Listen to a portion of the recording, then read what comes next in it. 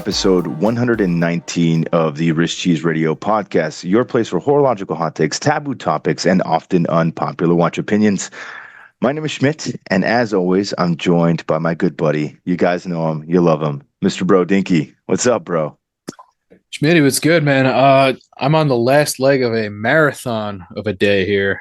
Yeah, it was rather busy. So, my oldest guy had his moving up ceremony from pre-K today, so that was fun. Nice. Front and center because he likes to steal the show. So that was good. That was cute. But that was just sort of like getting them out of the house, getting them dressed. Like that was just the first of many things today. After that, I had to go to work. I had a ton of meetings. I had a ton of things, like a laundry list of things to do. I was running around like an animal. After that, I had to shoot over to my softball game, come home, pull myself together, get ready for this. And now we're here doing this. It's late at night, but hey, who's counting? It's all good. Wait. So did you say you played a softball game tonight? I did. I squeezed it in between work and now. So you're in a league and you didn't tell me? Oh, you didn't know this? I thought I said this before. No. I think this is the first time our listeners have found out that you're in a softball league. No, anyway, yeah, I play, it's competitive. It's not like a nerd league. It's like don't get me wrong, it's arc pitch, slow pitch, but most people still can't hit that. But yeah, we use a hard ball. Like, they come at you at 1,000,000 miles an hour and you get beat up. I got 2 bloody knees right now laying out for a grab today. So, you still play hard. A lot of young dudes playing, a lot of former high school and college players and stuff. So it's not like it's some it's not a beer league, basically. It's not a bummy league. I mean, you got some vets, but like they're good. Like we got this dude on our team who looks like Doc Brown from Back to the Future. And the dude can place the ball wherever he wants. He's got no power whatsoever, but he can literally, like, if you tell him to squeeze it between 2 players, he'll just shoot it right in there. Like, it's unbelievable to watch him do it. And wow. all we do is make Back to the Future jokes. Obviously, like we're like, you went back and placed that there. Like. So do you guys call him Doc? All the time. His name is Roy, but we call him Doc. Yeah. Okay, good. I was gonna say, I was like, if you weren't calling him Doc, we have an issue. No. And I'm chasing his legacy because he has played and all his sons play, and he's got 3, and now I do too. So now I have to live up to that hype. I've got to extend my longevity to be able to play into I think he's in his late 50s, but he's got 3 like late teenage sons who all play, and they're all pretty decent. So I've told him I'm coming for his legacy, and that's what I'm trying to fulfill here. But yeah, no, we have a good time. That's hilarious. Usually, so what position do you play? A little bit of everything, man. I'm kind of a utility player. Play second base, play first base, outfield. I kind of just get thrown wherever we need a guy. Got it. I like it. So but it's a good time. It gets the blood going, keeps you active. Man. It's a little more adrenaline pumping than golf by a small margin. So, but yeah, I mean, you could probably still see. I think I still got plenty of dirt on my my uni here. I really didn't even change that. I haven't even showered yet, but like I said, game's online. You got to lay out for the glory, dude. Hey, that's right. That's it. Guts and glory, baby. Guts and glory. That's right. How are you, my friend? I'm good, man. I'm on the road again, traveling. So, sorry for the garbled audio sometimes when I'm on the road, but late nights, early mornings, and doing what we can do, squeezing an episode in. So happy to be here. Yeah, and I've been really trying to keep us on schedule here because I know we were out of commission for a little bit there. But that was putting it mildly. Yes. Yeah. But our listeners, they were a little concerned, little worried they weren't getting one of their favorite shows back. So going to try to keep it pretty regular, and we've done a good job so far, I think. So yeah, back for another week. That's good. Thanks for everybody who chimed in from last week's episode. People like to send us stuff that supports our tinfoil hatting, which is a good time. They're like, they're like, I found this. Look at this spot. You nailed it. I'm like, yeah. And it's nice to know that we're hitting the points that everyone's thinking of, and that we're on the right track. You know what I mean? Yeah. And look, I always acknowledge to people, and I write this on Instagram. I say this in our comments or DMs, whatever. I realize we are not for everyone, and I accept that. That is fine. My content in general is not for everyone, so that's okay. I'm kind of used to being in that ballpark, but like we have a solid, what I would call a faction that we are for, and that we significantly hit with, because they will always, show up in the DMs or bring it back or share stuff with us, and they're like, dude, this is spot on, like you nailed this, whatever. I'm like, all right, cool. Like at least it's not like it's just you and me in the echo chamber of my basement here, and it's hello. So it's good. It's good to know that we have the attention of some people, and that we're hitting a chord, and that it's not just us versus the world over here. Yeah, and we're not speaking to the echo chamber, right? We're contributing something that people find refreshing and that they agree with and that they're seeing in terms of trends. It's nice to see that we're somewhat validated, which is good. And like it's nice to know that you're on the right track and you're not just being BS, which is what we want. So And I mean, thank you hey, guys. at the end of the day, more viewpoints are always better, right? 100%. More viewpoints are 100%. always offering you different things. And like I said, you're not always going to align. Maybe you don't align with us at all. It's all good, but at least I'm going to make a case for it. I'm not going to just throw it out there and say, this is like the jargon that goes into the articles that you read. This is classic. This is, they come up with these buzzwords that really like don't mean anything. They're kind of like word salady. Yeah. And Yeah. they just throw them in there to make things seem marketable. But at the end of the day, you're like, what did I just read? Yeah. Nothing. Right. 500 words of nothing is what I just read. Of value proposition, of entry level, of yada, yada, yada. Right. So anyways, we'll save this for this discussion portion. But I just wanted to say thanks to everybody who chimed in and shot us a message or sent us some stuff every week. Not just last week, but every week. We appreciate you. You, the listener. Thank you. Yeah. Thank you. Yeah. Yeah. So aside from that, I guess we can get into the new stuff. Decent amount of new things, many of which will support our recent hypotheses, if I do say so myself. Mm-hmm. Mm-hmm.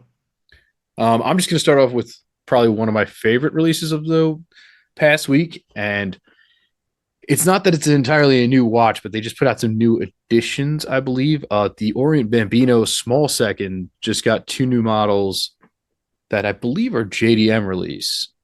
Okay. And they come in a green with gold indices and sort of it's kind of a sky blue. It's definitely away from the turquoise blue, the Tiffany blue. It's certainly not that. Yeah. But it's not a navy. It's a sort of an in between blue. It's definitely not a royal either, but it's a little muted. I'd say it's somewhat of a sky. But it looks good. It looks good. I'm not gonna lie. This watch already comes in sort of a tuxedo black dial, a white dial, the cream dial, similar to I believe it's the Generation 2 Bambinos that you're already used to.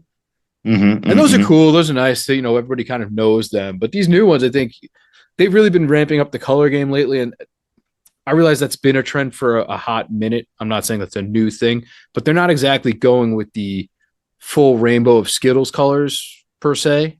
Yeah. They kind of just pick and choose. Yeah, and I think that's a solid approach because on the end, Orient's a mass market appeal type watch. They're making hundreds and hundreds and hundreds of thousands of these pieces per year. They have to be moving units. Yeah, it's about moving units. That's what it is. Giving you a solid, decent product that's going to work, but it's about moving units. But it's nice to see that they're expanding their color range offerings a little bit more without being too crazy. Because I mean, otherwise they're a pretty conservative brand with what they offer, especially in their dress watch line. And the pieces that you were aforementioning they're nice. They just feel a little bit more stately, if that's a term here. Maybe a timepiece for a certain type of age demographic that I think might be a little bit older. Nothing against that, but just being realistic here. I think these are going to appeal to a much younger and wider audience for sure. And I'll give you the reference for those people at home who like to follow along. I'll go slow because I know it's always an issue trying to type and listen at the same time. You have RN-AP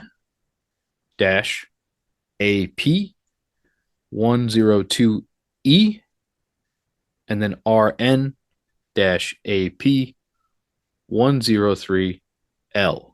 And those are the 2 fancy schmancy color ones. The other ones are already on the Orient website. The colorful two, you have a little bit of trouble tracking down. You got to kind of look around. I found them on a blog post somewhere. I saw them all over Instagram, and then I had a hard time tracking them down for the episode. But I really like these, and you know what? I'm a fan of what Orient does. They were my first, I'll throw air quotes, dress watch, and I think they are for a lot of people who are trying to become part of the enthusiast gang, right? I mean, anybody could go off the street and buy a dressy watch from a fashion brand from almost anywhere, but when you're trying to, I don't want to say doing it right. That's not the right terminology, but when you're trying to sort of split the difference between, you know, the enthusiast brands and trying to figure out what makes people gravitate to the automatic watches, to certain styles, and you start to get your own taste for things. You know, the Bambino line is probably as good as it gets for its price range. And I mean, heck, if you dare buy these things used, they're like $50. Like, you really can't go wrong.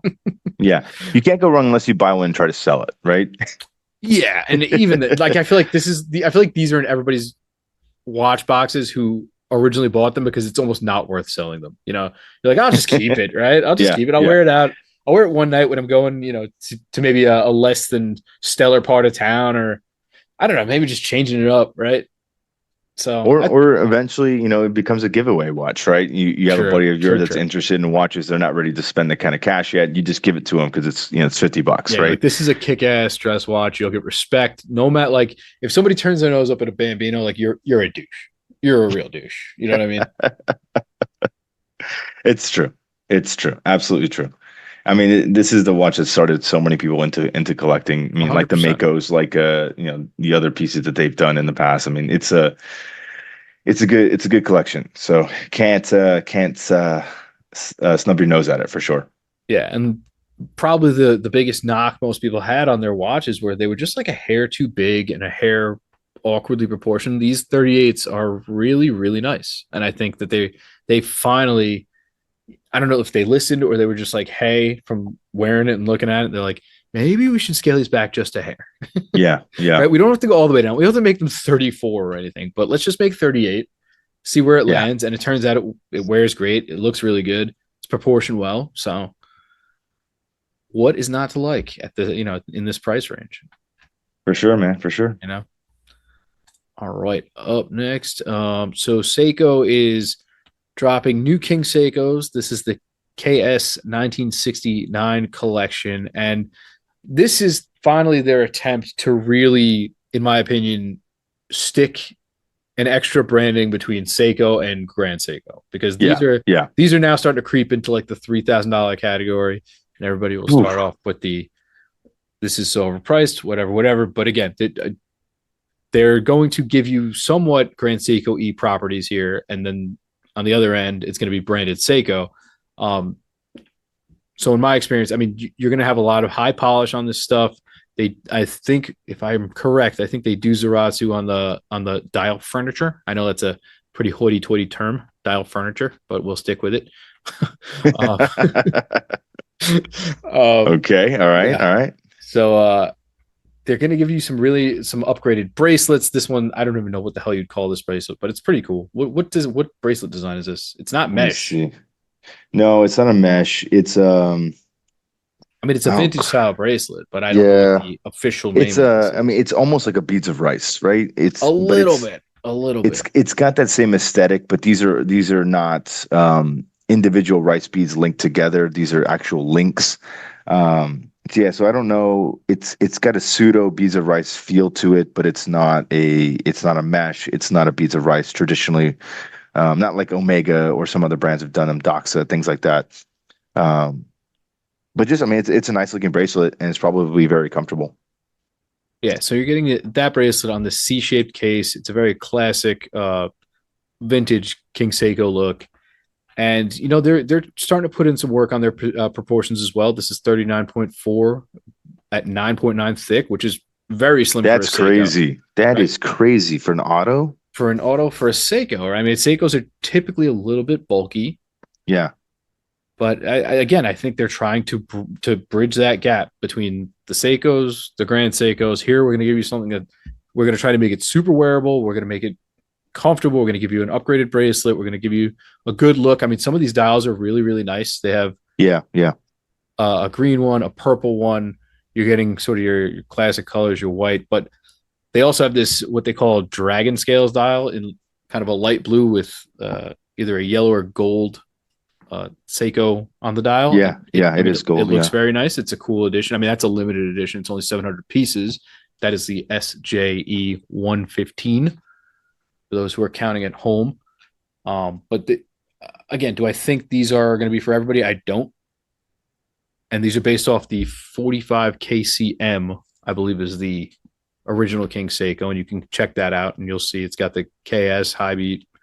Now these were chronometer back then, which again, a lot of people gripe about because these ones are not. And they're creeping up in price, right? Yeah, so you are getting the 6L movements, which are their upgraded movements. They're not like you're not getting like a 4R35 in these. You know what I mean? Yeah. But so these are the SJE 109, 111, 113, and 115 for the other models. And I mean, like I said, I think they're nice. I don't love the price. I probably am not going to buy one, but well, I mean, your King Seiko is pretty sweet. It's cool. Like I would like to see one it. of these. I would like to see one of these. I would definitely like to try one on, given its proportions, and Yeah, and I wonder how the barrel case really interacts on the wrist because typically if you're thinking of like a barrel shaped case or C case, you're looking at a wider proportion and then it's going to slope back downward pretty aggressively. But usually those watches tend to have a smaller dial aperture, so they tend to wear smaller. Right. Especially given these types of proportions, because it kind of reminds me of like the Doxa thing, right? Yes. If you get like a traditional sub 300 Doxa in whatever 42 millimeters or whatever it is equivalent that they have, it doesn't wear like a 42 because the dial aperture is so much smaller with the bezel. It wears more like a 40 or 39 millimeter, right? But if you get the 300T, which is a larger version, at 44 millimeters, it wears like the 42. So I'm wondering if this is going to have that same kind of wrist presence where it's going to naturally wear smaller than even the case size would suggest. Yeah, I would think visually for sure. I'm just curious about how, like you said, the barrel shape lends itself to the wrist. I mean, it looks cool though. I also can't find any really good profile shots of it. So like, I'm curious what's going on in the case back. Dude, at 9, at just over 9 mil thick, it doesn't matter what the case proportions are. That's pretty impressive for I want to see the case back, because sometimes they have like a little bubble on it or something. I'm curious if it's maybe like scalloped in the back or something. I'd like to see exactly what they're doing to keep that 9.9, because usually it measures to the when people measure thickness, it goes from the roundness of the crystal to the back of the case back. So that 9.9 might even be less when you really break it down. Yeah, it could be. It could be. That is for sure. And I'm wondering too, because I don't see it on the photos, but I don't know. I guess it doesn't have a dome dial. Because sometimes that's how brands will do that, right? Oh yeah. You can only squeeze so much thickness from the movement in there, certainly, without having to influence the case thickness in any way. So if you're doing a flat dial, then you have to have a slightly thicker case. But if you're able to do a dome dial, then you can have a slightly thinner case, knowing that the dial will compensate for the thickness of the movement, so on and so forth. But it doesn't look like that is the case here. It just looks like it's a flat dial, which will be interesting to see the side profile. Right. And so, I just think with all of the brands who used to be a lock in this price range, like we talked about with Oris last week, I think they're just saying, hey, nobody else is here, man. Might as well just put a flag down and see what happens, see if we can send it. Yeah. I really think that's what's going on. And I think any brand that's putting out watches in this price range right now are kind of feeling that. They're saying, hey, let's see what we can get away with. Let's see if we can position ourselves as the new name in that price range. Because all the older ones they're gone now. Yeah, and I'm wondering too what the sell through is on these types of pieces. Yeah, right. Because like we review a lot of different stuff and we talk about a lot of different stuff on the podcast, but at the end of the day, it's like, what is a realistic sellout of these types of pieces? Like, how many people are really rushing out to the retailers or their ADs to pick one of these up and buy them? I'm wondering if it's pretty low numbers. Like the original King Seiko that you picked up. Yeah. that one to me was a really good looking watch. Like the dial color offerings, that burgundy red that they did was so good. Some of the other colorations too that they did were nice. And I remember just thinking like that is a cool launch for Seiko because it is a historical piece for them. It is a nice design. It's a nice size. But every time I walk into a watch shop that has Seiko, they're sitting. Yeah. Like I always see them in the case. Yeah, I'm always curious about not only production numbers, but I mean, it's to the point where I feel like nobody rubs elbows enough with collectors who actually bring their stuff out, like in Yeah. because I mean, think about it. Even when you go to a meetup, like how often do you bring like your I like them, I don't love them watches? No, usually you bring your nice Yeah. stuff, Yeah. right? Like I will do that. I will bring random stuff that I don't think people have seen because I just want. That's I don't typically need to show somebody another Speedmaster. Nobody needs to yeah, see my yeah. Speedmaster. You know what I mean? Nobody. Yeah, that's typically the stuff that I try to bring too. I'll bring my Doxa, I'll bring my Prof. I bring stuff that people have only seen in photos or have never seen in person, but would love to see in person and try out, especially things like the Prof. Like that one blows everyone's mind Yeah, of with how course. wearable it actually is given the size of the proportions of the case. Because they're like, oh, this is very, very wearable because it has basically no lugs, right? It's a thick watch, it's a long watch, but it's not a watch that's unwearable by any stretch unless you wear it maybe on your right hand because the crown will dig in, Yeah, you right? get Because that it's bite. designed to be on the left hand. But even then, it's not really a bite. It's just it's there. You know, you don't really get like a pinching or like where the crown will aggressively dig into your hand because it's covered, right? The Yeah, it's case is not. covering. So it's interesting. It's interesting, but yeah, kind of just getting back to what we were talking about. It's like I wonder what the sellout on these pieces are because I just see them sitting there, I and wonder that about most watches we talk about, to be honest. yeah. Like Well, I mean, obviously limited editions they sell out or like but they don't always though, because and again, back when I used to sell Omega, this is one of the biggest problems that Omega was facing as a company. Is we oh were for sure, yeah. we were just getting criticized too much for all the limited editions that we were doing. Right? It's like, oh, limited edition Bond, limited edition Olympics. It's like there's so many limited editions, it's not really limited anymore. And I feel like, in some cases with Seiko, that's kind of their own trap that they fall into is like, okay, we're going to do a limited edition for JDM. We're going to do a limited edition for Singapore. We're going to do a limited edition for Malaysia, XYZ country, the US. And it's like, okay, how many limited editions can you really get away with? Um, and sometimes for collectors, the idea of a limited edition sends a negative connotation because it's Yeah. like, okay, well, how many limited pieces is it? Well, it's 5,000. Well, that's not really that limited, right? But when you think about it in the grand scheme of, world Global distribution, allocation, yeah. yeah, global allocation, 5,000 pieces isn't really that many given how many potential retailers and points of sale exist that could sell these watches. So it's an interesting discussion. Maybe one that we could turn into a future episode Yeah. And if we can find out some more information. I think they're just stuck in between being exactly what we were talking about with Orient as a company that moves units, as a company that is about just throwing it at the wall and seeing what sticks, Yeah, making a little something for everybody, and and then putting out things like this. I think they're just stuck in between. They're in yeah, sort of a weird transitional phase between the company that puts out Turtles and SKXs, and then the company that puts out stuff like this. yeah, yeah. So I think they're in a tough spot. I think they've kind of painted themselves into a corner with that respect. I don't know if that's maybe a transition that the new brass over there is attempting to, usher in. Hmm, But hmm. it's all conjecture at this point. But it'll be Yeah, I interesting. mean, It'll be interesting to see what they do. for sure, for sure. Right. Timex is putting out basically a tank moon phase with a streetwear brand called Noah. The streetwear collabs are all the rage these days. And so while this isn't a Formula One, this is sort of right up the alley of what we've been talking about. You're getting sort of a smaller tank style watch. I mean, it's cool they put the moon phase on there. I thought that was a nice touch. Yeah, especially like an old school style moon phase, right? Where like Yeah. Where it's the sort of faces on the sun, the faces on the whimsical. moon. Yeah, Yeah. it's cool. It's cool.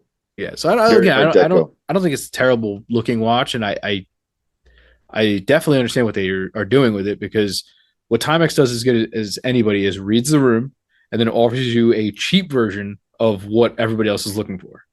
Yeah. And so if you just want to buy the look and you're not really concerned with what you're buying, they'll say, hey, I mean, listen, you can buy a Santos or whatever it might be, a tank, or you come over here and buy this thing and you'll have it in your box. And then, you can move along and your appetite has been satiated for what this is. Yeah. And, right? and this is that mass market appeal, right? Yeah.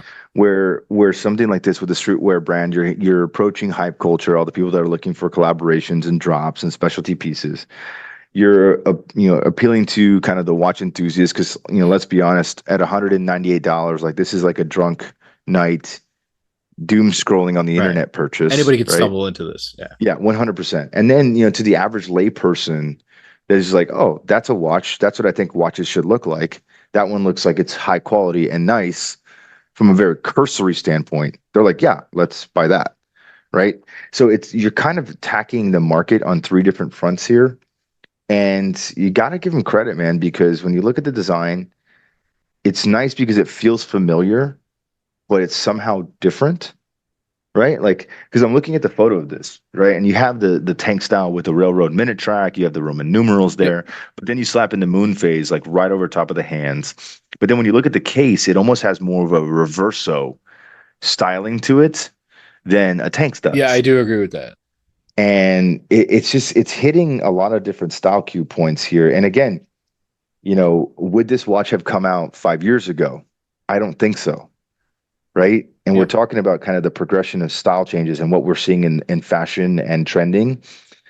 I think this is one of those indicative moments where we're starting to get into that fashion trend element, which we'll talk about more in depth about this later. But it's very interesting to see that a mainstay brand like this with such a global reach, with such a ability to, as you said, pivot, read the room very quickly, and then bring a product to market very fast, right when those fashion changes or style changes are made, and then have a product that's viable and ready to go at launch is pretty amazing. But maybe we should start using that Timex as kind of the barometer here for those trends.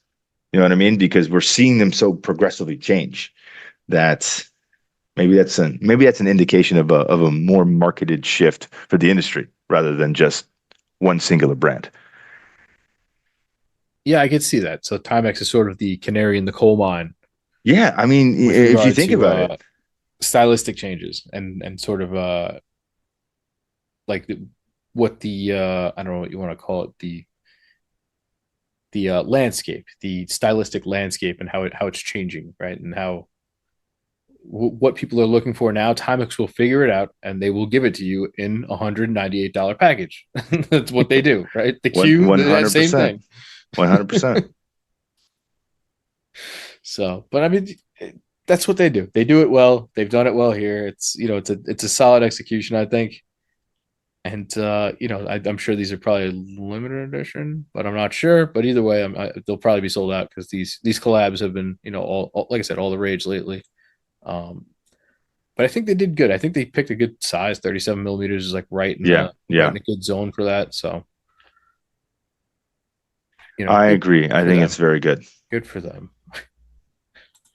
So here's one. I saw this one pop up a bunch, and it's probably just because of sort of the marketing train and how we know how it works and how it exists.